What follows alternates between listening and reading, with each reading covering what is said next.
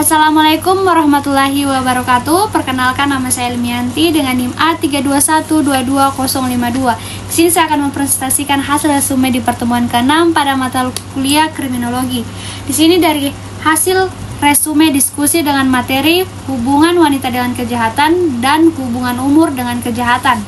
Dari hasil diskusi tersebut, ada beberapa pertanyaan yang menjadi resume pada kali ini. Yang pertama, dalam teori Strand-Merton, manakah dari 5 adaptasi terhadap tekanan yang paling sering ditemukan dalam kasus kejahatan remaja, dan faktor-faktor apa yang mempengaruhinya? Dalam kasus kejahatan remaja, inovasi adalah adaptasi yang paling sering ditemukan. Dalam konteks ini, remaja merasa terhambat untuk mencapai tujuan sosial yang dihargai seperti kesuksesan, ekonomi, atau status sosial. Melalui cara yang sah, cenderung mencari-cari alternatif yang tidak sah seperti kejahatan atau perilaku menyimpang lainnya. Misalnya, remaja terlibat dalam pencurian, peredaran narkoba, atau kekerasan. Mungkin melakukan hal tersebut untuk mencapai tujuan yang tidak mereka raih. Terdapat 5 faktor yang mempengaruhi inovasi atau innovation dalam kasus kejahatan remaja, yaitu ketidaksetaraan sosial dan ekonomi, pengaruh teman sebaya, kondisi keluarga, lingkungan sosial dan budaya, dan pendidikan dan keterbatasan akses terhadap peluang. Yang kedua, mengapa pada umur remaja tingkat kejahatan meningkat?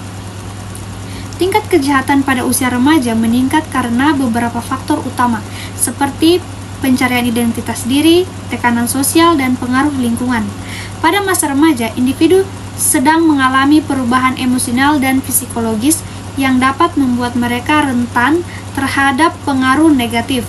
Selain itu, keterbatasan dalam pengendalian diri serta adanya rasa ingin diterima di lingkungan pertemanan dapat mendorong mereka untuk terlibat dalam perilaku kriminal.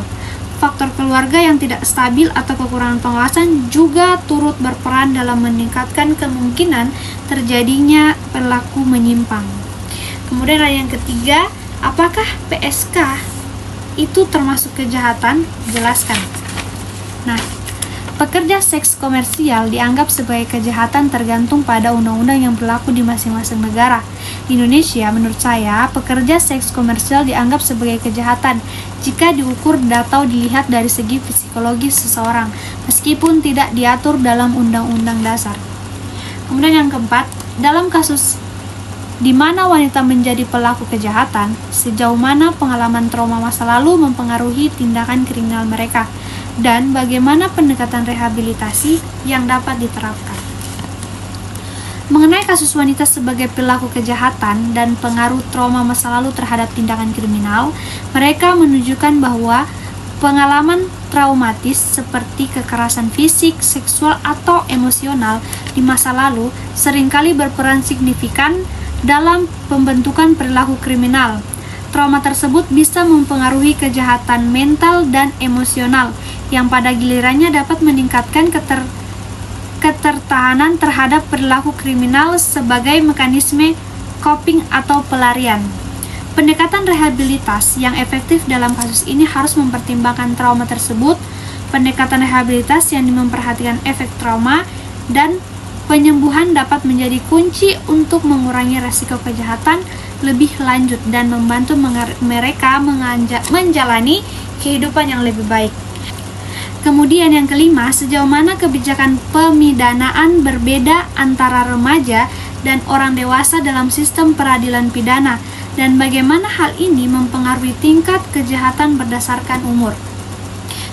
Kebijakan pemidanaan bagi remaja dan orang dewasa dalam sistem peradilan pidana memiliki perbedaan yang signifikan, terutama dalam pendekatan terhadap perilaku kejahatan. Sistem peradilan bagi remaja umumnya lebih menekankan ke rehabilitas dan reintegrasi sosial daripada hukuman berat, dan mengingat mereka masih dalam tahap perkembangan dan memiliki potensi untuk berubah, hukuman bagi remaja seringkali mencakup pembinaan bimbingan sosial atau program diversion yang mengalihkan mereka dari sistem peradilan formal.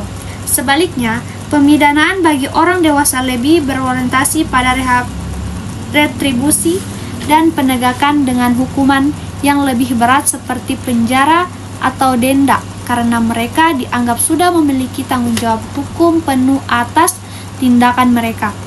Perbedaan ini berdampak pada tingkat kejahatan berdasarkan umur, di mana pendekatan rehabilitas pada remaja dapat membantu mendorong residivisme dengan memberikan kesempatan bagi mereka untuk memperbaiki diri. Sementara hukuman yang lebih keras pada orang dewasa bertujuan untuk menimbulkan efek jerah. Oleh karena itu, diperlukan keseimbangan antara rehabilitas dan sanksi yang tepat untuk memastikan kebijakan pemidanaan dapat menekankan angka kejahatan di semua kelompok usia. Kemudian yang terakhir, apa yang menyebabkan perempuan dianggap inferior dalam masyarakat patriarkis?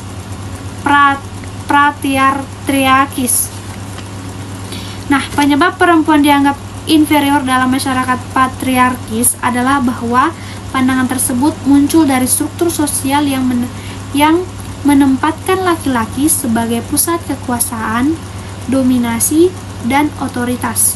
Hal ini diperkuat oleh norma-norma yang membatasi peran perempuan serta stereotip gender yang merendahkan perempuan. Budaya patriarkis cenderung membuka lulusan bagi laki-laki untuk berperilaku semena-mena terhadap perempuan. Nah, itulah presentasi resume di pertemuan ke-6 dari saya. Saya akhiri, wabillahi taufiq wal hidayah. Wassalamualaikum warahmatullahi wabarakatuh.